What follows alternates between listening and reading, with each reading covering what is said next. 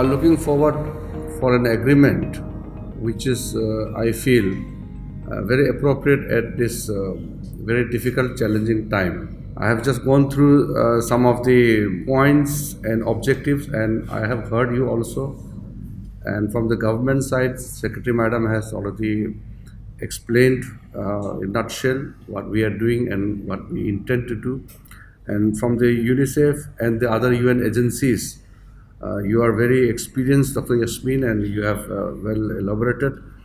And Mrs. Dwarka Sriram also had elaborated upon the various aspects of this campaign, objectives. And I would like to just add that we will always be there to partner with UNICEF and all relevant UN agencies in India, because our objective and the objectives of the UN agencies are same. We have a common goal. And Honorable Prime Minister Narendra Modi ji has already given a very clear-cut roadmap for the youth of India. And he has made a clear call for Atmanirbhar Bharat, which is self-reliant for all of us. So the youth of India will have to drive all those objectives set by the Honorable Prime Minister. So what I have gone through, the experiences of whatever I've seen with the works of the UN agency, especially the UNICEF, is something which we are already having integrated into our programs and policies. So it's a common objective, and this agreement, this understanding which we are coming to, and today's signing of this statement between the Ministry of Youth Affairs and UA of the joint collaboration of the UNICEF and other UN agencies. I think this is something which will give us more focused attention in terms of taking forward our policies. I have been watching the activities of our youth volunteers in past 4 months especially. They have been in the forefront of the challenges we are facing. Of course, the youths across the world are in the forefront all the time.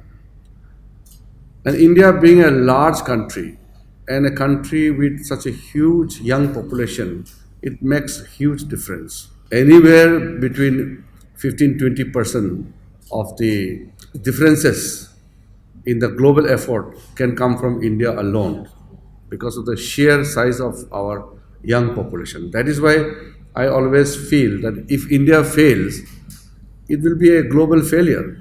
So India cannot afford to fail, because we have a large stake, not for ourselves but for global community. And we are also looking forward to contribute in the global level, in different location, in different forums. And last year we have signed and passed a policy order that we will start sending Indian youth volunteers in the international forum. So I think this is a wonderful initiative taken by UNICEF, and I must compliment you, Dr. Yasmin and Mr. Dwarkar, both of you. I think we need to collaborate much more intensely and much more closely, because we have to work in tandem.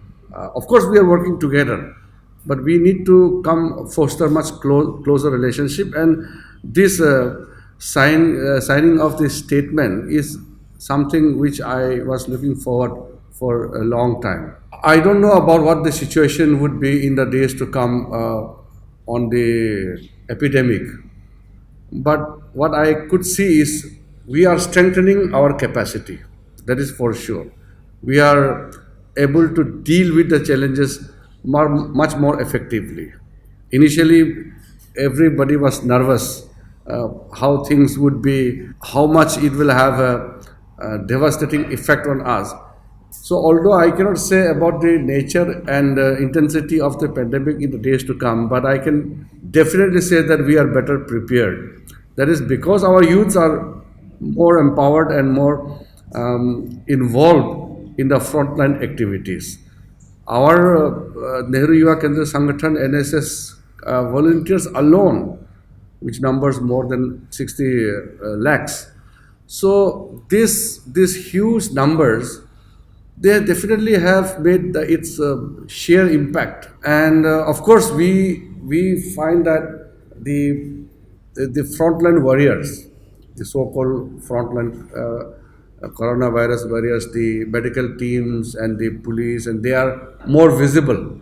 But in the background, the role played by our youth volunteers cannot be undermined. They have made a huge contribution, and the Prime Minister has inspired the youths of India to take up the responsibility and face the challenges. And that is what I have seen. And I have tried to see the role of the youths across the globe in different countries, even in Bangladesh, doing very good job. And not only in South Asia but across the world, I have seen the youths are better prepared because they are the future. So we have to empower them. And empowerment of the youth means skilling them, creating better platforms for them, strengthening their capacity. I feel that the global community has to have a single agenda. It's nothing called geographical or political. It's a common agenda. And I hope we are also looking forward for a new youth policy. We have youth policy every time. We come out with different kind of a youth policy, which is improvement upon the previous one. So, in the next youth policy, I'm hoping we have also discussed with the secretary and officials in the ministry that we'll try to add something which will be more useful in terms of promoting the capacity of the youth as well as skilling them. After all, without skilling, the utilization of the youth resources cannot be there at the optimum level. Skilling is critical to youth power. That's what I feel.